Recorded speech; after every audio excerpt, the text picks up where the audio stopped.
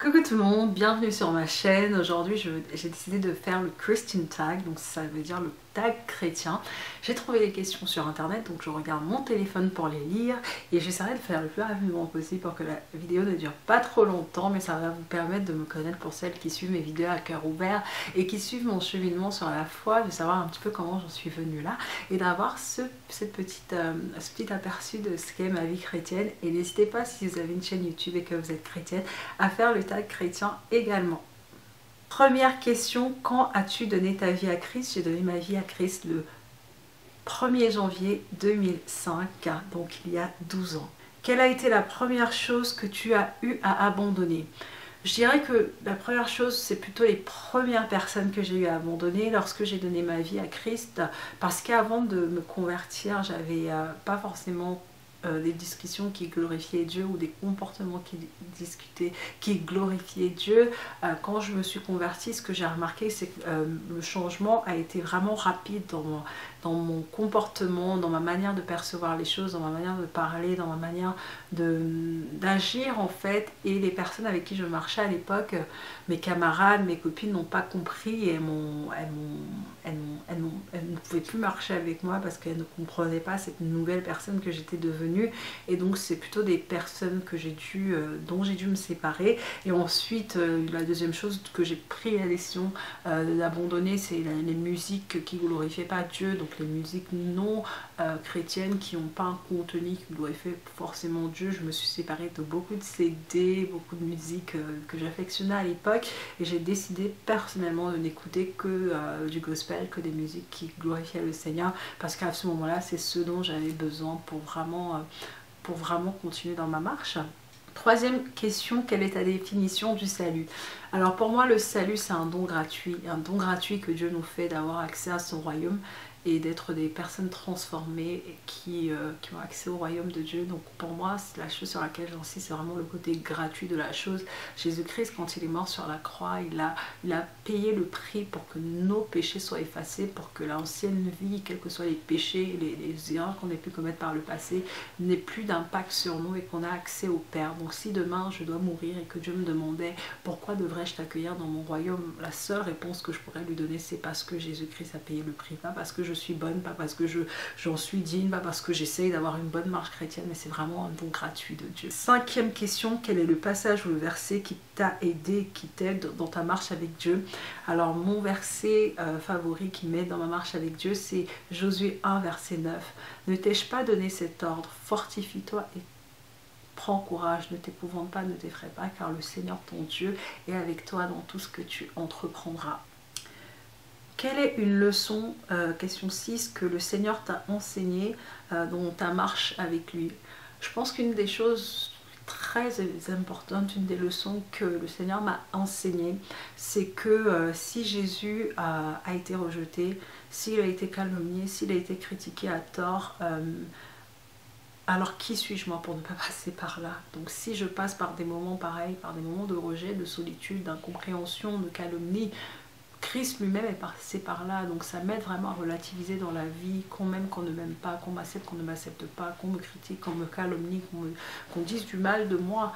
Christ lui-même est passé par là et ça m'aide vraiment à relativiser, à me dire que si lui qui était parfait, qui aimait tout le monde et qui était même Dieu et homme, a pu passer par là, a pu subir le rejet et toute l'incompréhension qui va avec, alors moi en tant que sa fille j'aurais droit au même lot, mais c'est ok, ce n'est pas grave parce qu'il est passé par là. Question 7, quel est le conseil que tu donnerais à quelqu'un qui a commencé sa marche avec Christ? Déjà la première chose, c'est que je te dirais bien joué, très bien fait, tu as pris la bonne décision de donner à Christ. Maintenant sache que la marche avec Christ, c'est une marche de tous les jours. Tu grandiras, tu apprendras, tu tomberas, c'est pas grave, tu te relèveras. Ne reste pas dans la défaite. Si jamais tu tombes, ne te dis pas non, je vais me séparer d'abord des choses de Christ pendant un moment jusqu'à ce que ma vie aille mieux parce que je ne suis pas digne de m'approcher de lui. Non, c'est même dans ta plus dans ton épreuve la plus difficile, dans ton parcours le plus difficile, dans tes combats les plus durs, que tu dois maintenir le cap et rester persévérant. Ne retourne pas en arrière, parce que ce que tu as laissé derrière n'en vaut pas la peine. Et même quand tu te sens indigne, sache que Dieu ne t'aime pas parce que tu es digne de son amour, mais il t'aime parce qu'il t'aime, tout simplement. Il t'aime parce qu'il est Dieu, et dans son état le Dieu, dans sa condition royale le Dieu, il aime tous ses enfants. Donc sois persévérant, sache que tu auras peut-être des moments difficiles, mais ça ne veut pas dire qu'il t'aura oublié. C'est pas parce que tu ne l'entends pas, que tu ne vois pas sa main agir, que ça veut dire qu'il est silencieux. Garde courage, en tout cas, sache que tu as fait le bon choix, mais que dans la vie chrétienne, il y a des hauts et des bas, mais que tu sortiras victorieux ou victorieuse. Question 8. Pourquoi être sauvé, c'est si important? Je dirais que être sauvé, c'est important parce que c'est capital, en fait, dans la mesure où la vie sur terre, au mieux, si tu es en bonne santé, tu vivras une centaine d'années. Mais la vie ne s'arrête pas là, en fait. Il y a une vie après la vie sur terre. Et l'éternité, en fait, de ton salut est déterminant pour ton éternité. Donc ça détermine où est-ce que tu passeras l'éternité. Ça détermine où est-ce que tu passeras, pas 100 ans, pas 1000 ans, pas un milliard d'années, mais l'éternité. Alors, dans ta vie terrestre, tu marcheras dans la victoire, tu ne laisseras pas l'ennemi avoir accès à ta vie aussi facilement, parce que tu marcheras dans une vie victorieuse d'enfant de Dieu, mais dans l'éternité également, tu sauras où tu vas, parce que tu auras fait le bon choix d'accepter Jésus-Christ comme ton Seigneur et comme ton Sauveur personnel. Numéro 9, est-ce que tu as vu des changements depuis que tu es sauvé? Oui, je suis sauvée depuis 12 ans, et j'ai vu des changements majeur. En termes de personnalité, je suis quelqu'un qui est confiante, je suis quelqu'un qui brille, je suis quelqu'un qui ne me laisse pas ébranler facilement, parce que j'ai une identité, parce que je sais en qui j'ai cru. Mais j'ai pas toujours été comme ça. Avant, j'étais influençable, avant j'étais pas aussi sûre de moi, avant je sais pas ce que je serais devenue aujourd'hui si je n'avais pas donné ma vie à Christ. Honnêtement, je pense que j'aurais fait énormément d'erreurs irréparables, mais aujourd'hui je peux dire que les changements, je les vois dans ma vie de tous les jours. Mais vraiment, en 12 ans, je peux dire que ma vie a changé drastiquement. Et oui, je vois d'énormes changements dans ma vie. Je vois beaucoup de changements, et je sais que je n'aurais pas été du tout la même, avec la même stabilité, si je n'avais pas été en Christ. Alors, prochaine question. Question 10. Comment as-tu été sauvé? Donc, comme je l'ai dit tout à l'heure, j'ai été sauvée le 1er janvier 2005. C'était lors d'un réveillon de Nouvel An dans une église où j'avais été invitée. La raison pour laquelle la personne m'a invitée, c'est parce qu'il m'a vu me questionner beaucoup à l'époque. En fait, j'avais emprunté la Bible de ma mère et je cherchais beaucoup de réponses à des questions. Je cherchais en fait à connaître Dieu, parce que du fait que ma mère avait été sauvée et qu'elle allait à l'église à un moment, j'avais connaissance un petit peu des choses de Dieu. J'avais aussi entendu parler de Dieu par ma grand-mère, etc. Mais j'avais pas vraiment une relation personnelle.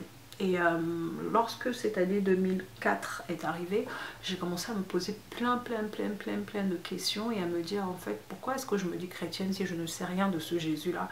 Et c'est là que je comprends le verset de la Bible qui dit: ce n'est pas vous qui m'avez choisi, mais c'est moi qui vous ai choisi. Je pense vraiment que c'est Jésus qui m'a choisi, c'est lui qui a mis tous ces questionnements dans mon cœur. Et alors que je me questionnais, un jour j'ai pris la Bible de ma mère, que je n'ai pas quittée depuis, d'ailleurs c'est devenu la mienne, et je suis tombée par hasard, et je comprends aujourd'hui que ce n'est pas un hasard, sur Matthieu 24, Luc 21, et un passage dans Apocalypse dont je ne me souviens pas de la référence, qui parlait du retour de Christ. En fait, Matthieu 24 nous parle du retour de Christ qui arrivera comme un voleur, et qui nous dit beaucoup seront surpris ce jour-là, et il n'y a que les élus qui seront sauvés, en fait. Et ça m'a fait me poser la question, mais si Jésus revient là aujourd'hui, ce soir, est-ce que tu seras sauvé? J'ai été complètement désespérée, je me suis dit non, pas du tout, parce que je ne le connais même pas.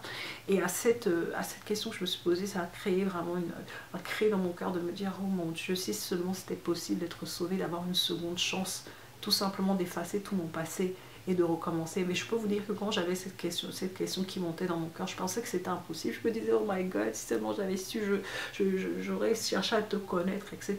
Et j'étais vraiment désespérée.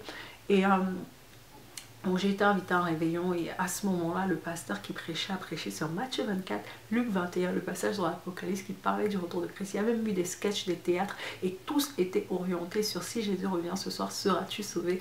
Et je me rappelle, le pasteur a posé une question qui m'a vraiment chamboulée. Si tu es ici, que tu t'interroges, que tu te dis j'aimerais tellement avoir une seconde chance de repartir à zéro et de pouvoir connaître ce Jésus-là, de pouvoir vivre sur lui, tu te demandes est-ce possible d'avoir une seconde chance de repartir à zéro, c'est ton moment, lève-toi à celle de Christ. J'étais sur ma chaise, je pleurais à chaudes larmes, je tremblais, je disais mais Seigneur, comment c'est possible? J'étais seule dans ma chambre quand je me suis posé toutes ces questions. Je viens là, le pasteur lit les mêmes passages, les mêmes versets, et en plus il répond à la question que je me suis posée. J'ai su que c'était pour moi, et donc sur ma chaise tremblante, pleurant dans toutes mes émotions, je me suis levée et j'ai répondu à l'appel du salut, et depuis voilà, je suis chrétienne et ma vie n'a plus jamais été la même. Voilà. 11. Quel est ton chant chrétien préféré? Mon chant chrétien préféré, ça va dépendre des moments. Vous imaginez bien qu'en 12 ans, j'ai pas eu la même chanson préférée. Surtout, j'aime beaucoup les chants chrétiens. Mais le chant de ma saison, de cette période par laquelle je suis en train de passer, c'est Made Away de Travis Green. C'est une chanson qui dit: tu as tracé un chemin.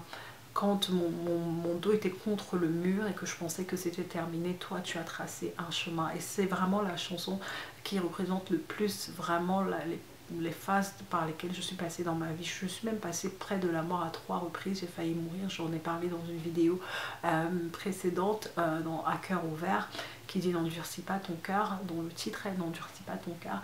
Et face à la mort, Dieu a tracé un chemin. Face à des impossibilités, Dieu a tracé un chemin. Face à la maladie, Dieu a tracé un chemin. Donc c'est vraiment le chant qui me représente le plus. Et ça dit: You made a way when our backs were against the wall and it looked as if it was over. You made a way. Voilà la chanson qui est ma chanson chrétienne favorite, c'est de Travis Green. Quels sont tes livres préférés à part la Bible? J'aime beaucoup le livre Objectif Éternité de John Beaver. Tous les livres de John Beaver, j'aime L'Offense, L'arme cachée de Satan de John Beaver. J'aime La crainte de l'éternel de John Beaver. Et j'aime Pourquoi suis-je sur terre, une vie, une passion, une destinée de Rick Warren. Voilà. Question 12, non, question 13. Pour toi, quel est le plus grand challenge et le plus grand combat de l'Église aujourd'hui?